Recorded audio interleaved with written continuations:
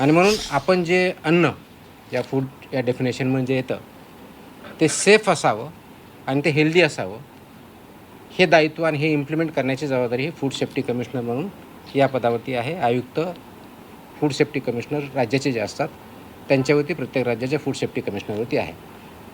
या अनुषंगाने बघत असताना आपलं जे फूड आहे आणि आपण जे कन्झम्शन करतो म्हणजे प्रिपरेशन असेल, त्याचं प्रोसेसिंग असेल, त्याचं मॅन्युफॅक्चरिंग असेल आणि त्यांचं कन्झम्शन असेल, ह्या सर्व स्टेजेसवरती स्टँडर्ड्स ठरलेले आहेत.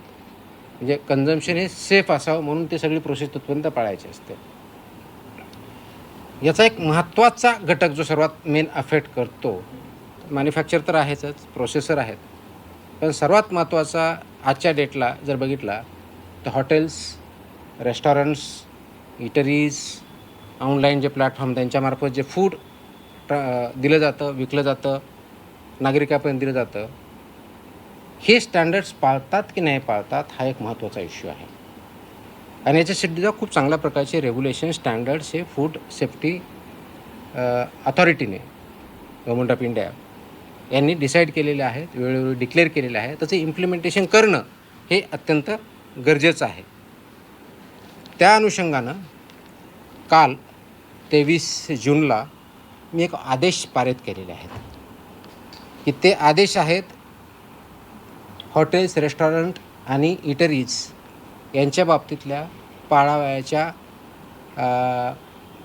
ज्या गोष्टी आहेत, ज्या स्टँडर्ड्स आहेत, ज्या प्रोसेसेस आहेत, त्या पाळणं बंधनकारक आहे त्यांच्यावरती.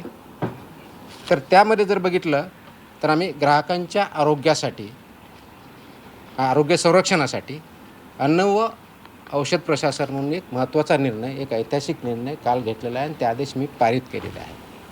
हे काय आदेश आहे तर हे कंप्लायन्स ह्या इंडस्ट्रीनं म्हणजे हॉटेल्स, रेस्टॉरंट, इटरीज हे जे आहे यांनी करायचे आहे आणि त्यांचं इन्फोर्समेंट आपल्या मशिनरीमार्फत म्हणजे आपली जी यंत्रणा आहे त्यांच्यामार्फत करायचं आहे. तर हे करण्यासाठी सुरक्षित अन्न, स्वच्छ आस्थापना आणि जबाबदार अन्न व्यावसायिक यांच्या बाबतीत आपण काही आदेश पारित केलेले आहेत.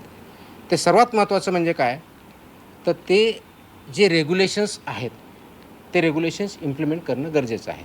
ते कोणते रेग्युलेशन्स आहे तर पहिलं आहे रजिस्ट्रेशन, अन्न व सुरक्षा मानके, अन्न व्यवसायाचे परवाने व नोंदणी 2011चे रेग्युलेशन्स आहेत. तर याच्या बाबतीत मोस्टली बऱ्यापैकी रजिस्ट्रेशन झालेलं आहे किंवा लायसन्स झालं. रजिस्ट्रेशन म्हणजे ज्यांचा टर्नओव्हर 1.5 कोटीच्या आत आहे तोपर्यंत रजिस्ट्रेशन, त्याच्यावरचे लायसन्सेस असतात. त्याचं इम्प्लिमेंटेशन काही प्रमाणात किंवा मोठ्या प्रमाणात झालेलं आहे. पण त्याच्या व्यतिरिक्त अन्न व सुरक्षा मानके, अन्न उत्पादन मानके व अन्न संयोजके हे विनियम 2011 याचं इम्प्लिमेंटेशन होणं गरजेचं आहे. त्याचप्रमाणे अन्न व सुरक्षा मानके, दूषके, विषे व अवशेष हे 2011चे रेग्युलेशन्स आहेत, याचं इम्प्लिमेंटेशन होणं गरजेचं आहे. त्याचप्रमाणे अन्न सुरक्षा व मानके, लेबलिंग आणि प्रदर्शन 2020 याचं इम्प्लिमेंटेशन होणं गरजेचं आहे.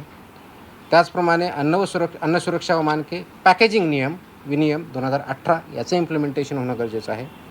आणि त्याचबरोबर शाळेतल्या मुलांसाठी जे सुरक्षित अन्न व संतुलित आहार नियम 2020 आहेत हे सुद्धा इम्प्लिमेंट होणं गरजेचं आहे.